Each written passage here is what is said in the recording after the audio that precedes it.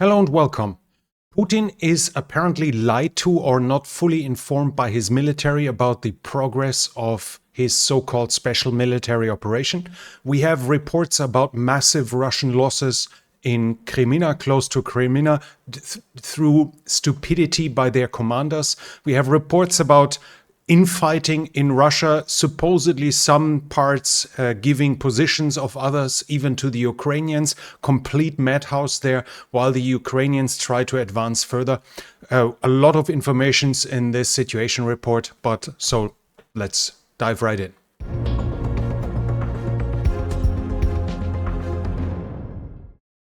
We'll start with news that are being spreading around that the 205th Motorized Rifle Brigade has admitted to blowing up the Kharkov Dam. I've seen that a couple of times today.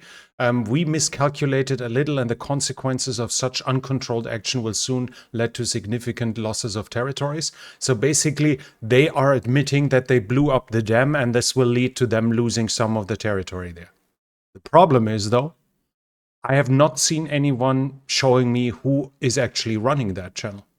Now, if we want an easy solution to what we expect, then of course we can take this for face value and say the Russian 205th Brigade admits to blowing up the dam on Telegram while the Russian president claims the Ukrainians did it. Okay, then we believe that. But if we don't want to take the easy route, then we simply need to admit that this is no proof whatsoever unless and until we actually know who is running that channel. And so far, we don't. And I have not seen anyone who actually claims he knows who is running this channel. Putin himself was talking about the dam and the collapse of it. He said that the Russians have not observed big explosions. But he says Ukraine likely shot it again and again with HIMARS, or did shoot it with HIMARS in the past, and that might have led to some damages that then led to the breaking of the dam. But he's saying that Ukraine blew it up. If we want to partially believe him, we could say that maybe he wants to tell us the dam wasn't blown up, but it broke, and that would reaffirm the theory that, especially with the bridge breaking down days before the dam itself collapsed, that this might be failure by the Russians to properly maintain the dam. But regardless of that, there are strong indications that there was an explosion with measurements in the earth movement, seismic sensors, etc., that there was an explosion here close to the area within 30 kilometers at the time the dam was collapsing. So as of now, we still don't really know what is happening, except that by all normal measures, that Russia is to blame because it was its responsibility, and there is no reasonable way for Ukraine to have destroyed the dam by any of the theories that are floated around as of now. Of Nord Stream, we also have a new information. We already talked in the past that Ukraine's intelligence agencies were working on a plan to blow it up with divers, that Zelensky was kept out of the loop by design, and now it's clear, at least the media reports are saying that the plans Ukraine had to blow up the Nord Stream pipelines were so detailed already that the CIA actually actively addressed the Ukrainian side to tell them to not do it, which is obviously showing us that this was a little more than just theoretic talking it through. But still, we have to say, if we want to stick to the facts, there is no proof yet whatsoever. So increasingly, the latest reports at least point the finger towards Ukraine, but Ukraine is not guilty yet. There is no proof, no solid proof. The Russian warships with mini submarine that is able to place bombs was at the pipelines days before they blew up as well. So we simply don't really know it yet, even though the story about the Ukrainians' plans was pretty detailed and apparently taken serious enough by the US to actually address Ukraine about it. And at least according to the reports, Ukraine afterwards gave up that plan, but they might have used a different plan. On the eastern front line here, there's little report of fighting, a little bit fighting around Crimea, but on Telegram we have one interesting report now that is being told around, and that is that a commander had basically called his troops for a motivating speech at Kreminna for 2 hours. And the Ukrainians saw it and paid him a visit with HIMARS. There is no clear notification now to how much losses this has led to, but the regularly used HIMARS missiles have a warhead with 200,000 rounds of carbide. Wolf, what is it called? Tungsten of tungsten that basically are like a gigantic shotgun. So if that story is true, that should have led to horrendous losses in this regard. South of the Siversky Donetsk, we have reports about fighting at Bilohorivka, fighting at Vesele and at Rozdolivka. And all of these cases here are the Russians attacking. One Russian military blogger was talking about a Ukrainian attack from Bilohorivka as well. The Russians also attacked at Orikhovo Vasilivka, and the Ukrainian deputy defense minister Malya said that along the Berkhivka reservoir they gained 250 meters of ground, and right now the axis of advances towards Yahidne, so basically up here on the elevation, they try to capture the high ground here with their current attacks. The Russians are also reporting unsuccessful attacks in the direction of Klishivka. And we have fighting west of Kurdiumivka and Andrivka. The Ukrainians said that Russians attacked in the direction of Bilahora. Where exactly, I cannot say, because we have the dam, we have the canal here. So whether they tried to cross the canal or whether it was out of this here, I was not able to identify. Generally, the Ukrainian Deputy Defense Minister Myla also said that they gained 200 meters somewhere south of Bakhmut, so probably in that area here they also advanced a little bit as well.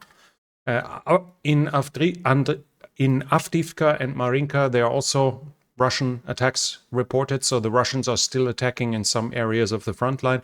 No successes reported here, but there are no successes reported here. So in the southern area, Deputy Prime Minister Malya said that they gained another 500 to 1,000 meters in this area here and liberated 3 more square kilometers. She confirmed, and it is now confirmed, that Makarivka is in Ukrainian hands. Yesterday it was still up for the question. There was still first when I did my yesterday's video, the claims were at least that the Russians had entered it again, that there was heavy fighting around it. Like an hour or two later, they already published that they dug in south of the town. So this is confirmed as of now. The Russians are no longer in Makarivka. It is liberated as of now. There was, we now have reports that there was some territorial gain over the past few days here in the area of Mala Tokmachka.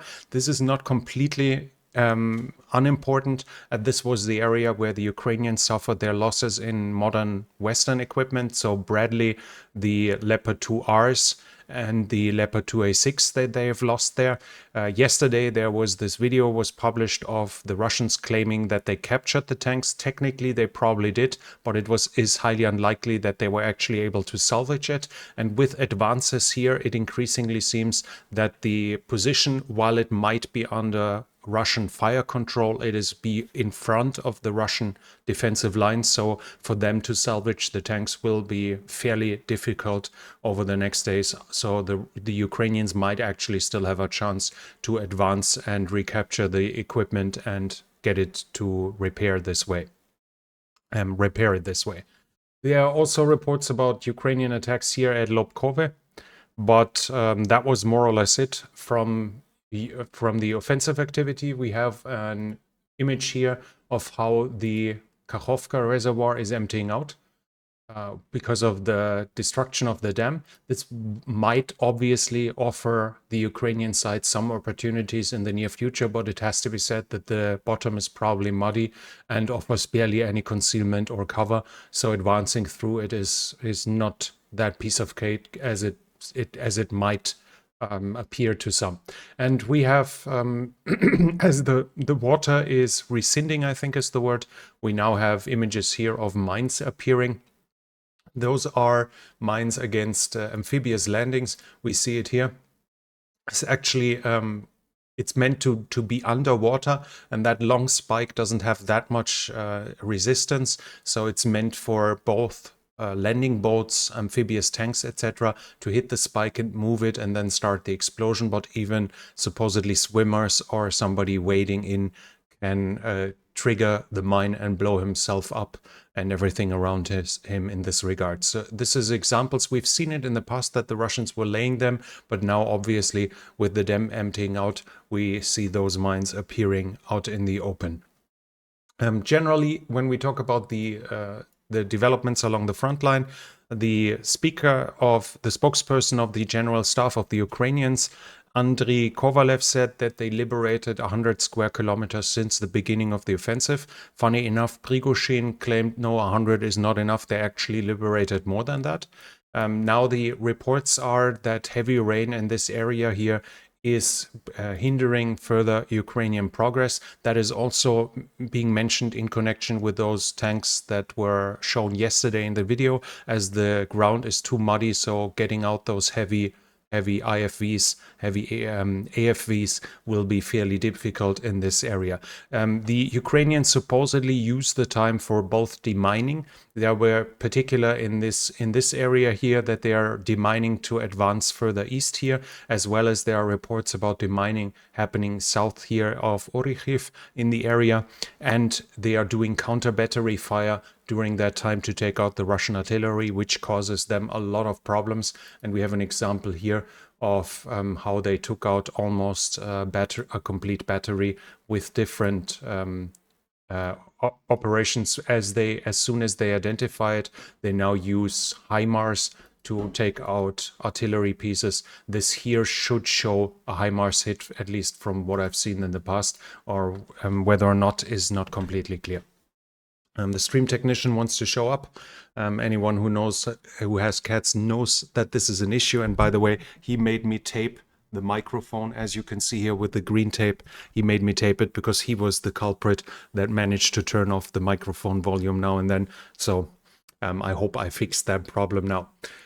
We have a couple of videos here of the counter-battery fire by the Ukrainians. If we just zoom in here and we can advance here, we see the hit and another one here. And they are taking out one artillery piece after the other. I think in this case it was Mr. S in this regard. And we have a second video here, and they're all identified. We have more hits here. You see it burning. See another one burning. So we have different operations, and that's happening here south of this advance. I think it was somewhere in this area here. So right at the firing distance of that penetration of the first Russian defensive lines that is performed here by the ground forces, and now by taking out the artillery, they obviously try to help with further advances. Yeah, but while the front line is not moving that crazy much, we have a lot of crazy news about the background. First of all, Shoigu has ordered that all volunteer groups and all PMCs have to be added to the have to sign a contract with the Ministry of Defense. Those contracts have to be signed until the 1st of July. So far, Prigozhin is still saying that he's not going to sign. He is responsible towards Putin, who is the supreme commander, and that's it. He's not going to sign with the Ministry of Defense. Kadyrov, on the other hand, already signed. We have a video here of his, he mentioned that the Ahmad units have already signed. We see them, the ceremony that was obviously taped here for propaganda value.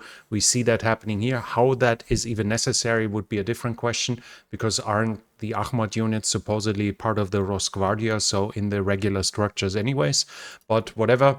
So while Kadyrov is basically trying to separate himself from Prigozhin in this regard, the Prigozhin himself tries to keep his independence by fighting that.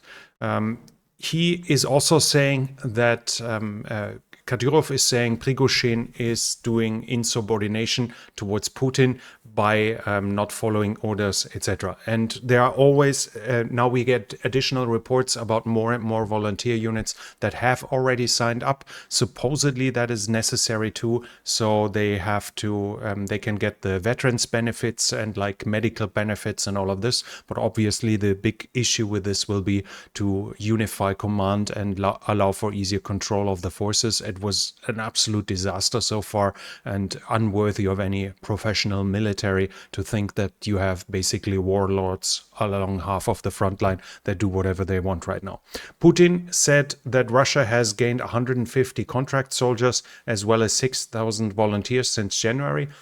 He must be confusing something, or at least he's contradicting what Medvedev said. He talked, I think, about 127,000 volunteers a while ago, so we can roughly estimate that 150 to 160,000 soldiers have probably been recruited in the last 6 months. Putin also met again with the military bloggers. He had a meeting with 18 of them and 18 different ones. But interestingly enough, like he left out those that were too critical, so Strelkov did not join. Interesting, it is interesting what Slatkov says here.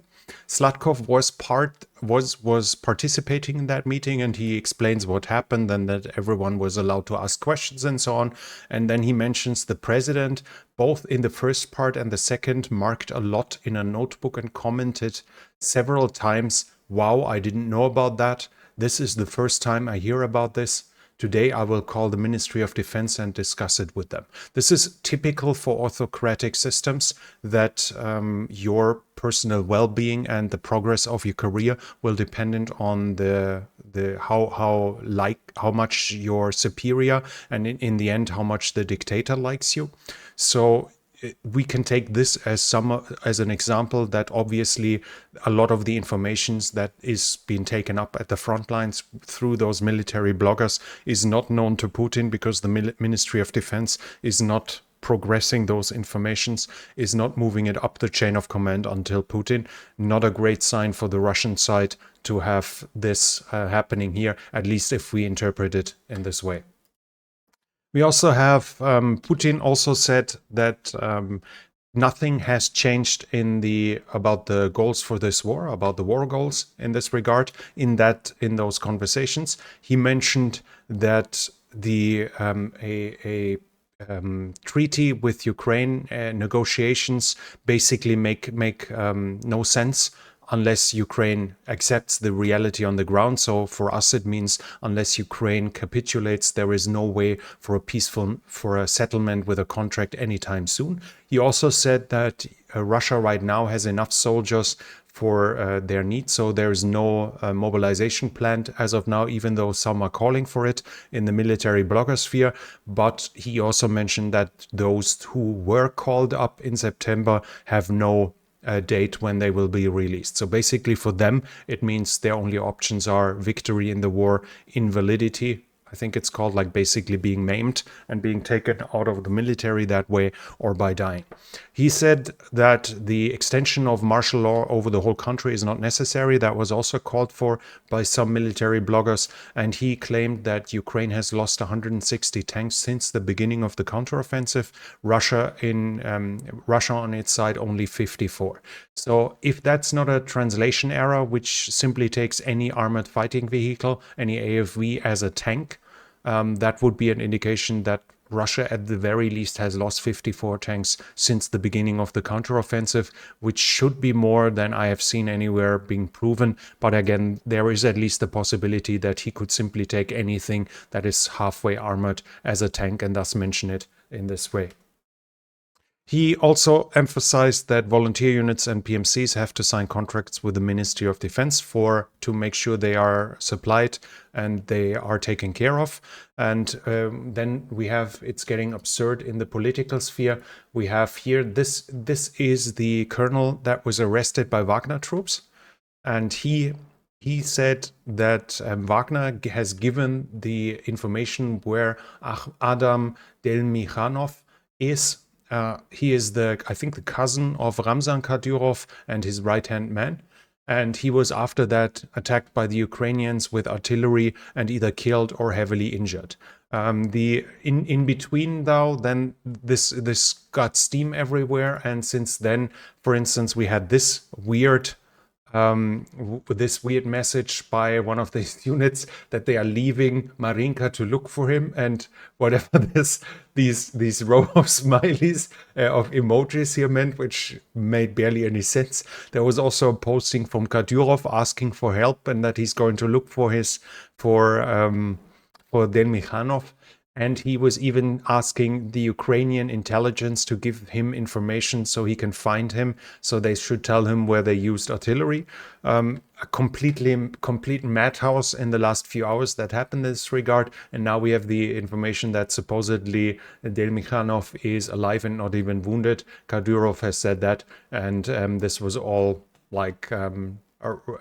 it was planned the idea is that I read that this whole was meant supposedly to have the Ukrainian media and the Ukrainian bloggers to demask themselves as morons, which doesn't make too much sense, but a lot of this doesn't really make sense if we look at this posting here. It feels like a 6-year-old has taken over that account. There was even questioning whether that account was hacked because of all those emojis. So a complete madhouse on the Russian side here, but at least they claim that Delmikhanov is still alive and well. Lukashenko, but it doesn't even stop there. Now there's the saying that Lukashenko said there was an agreement ready to be signed by Russia and Ukraine to end the war in spring of 2022. And it was meant to have a negotiated settlement for the Crimea within 15 years. And the claims are that here I have something here also talking about this, that according to that, within 15 years, the issue would have been solved. And the discussions were whether Russia could have a long-term lease for the naval base of Sevastopol, which is so important for Russia and which was in effect before Russia annexed it. This would obviously mean that Russia would hand over the Crimea back to Ukraine for a negotiated settlement with this. So we have Strelkov or Girkin going absolutely crazy about it, saying that this can't be true and like Crimea is an integral part of Russia. It was fully annexed and the government can't just hand it over to someone else. When Louis XIV decided to did his Réunion wars and decided to stop. If he decided to stop, it was his decision, but it's only possible if you're a monarch. And then he asks, was Vladimir Vladimirovich, so basically Putin, anointed by a secret anointing for a kingdom, or is he not? So was Putin turned into a monarch by now that he can simply hand over parts of Russia as they are his own property? Again, big drama and very amusing. Whatever the reason for this is, I can't fully say that, because to be honest, to believe that in March there was the possibility for Ukraine to have an option to regain Crimea in negotiations seems absurd. At that point, Russia was still convinced they are about to win the war in fairly short order. The negotiations broke down after Ukraine counterattacked and discovered the massacres in Bucha.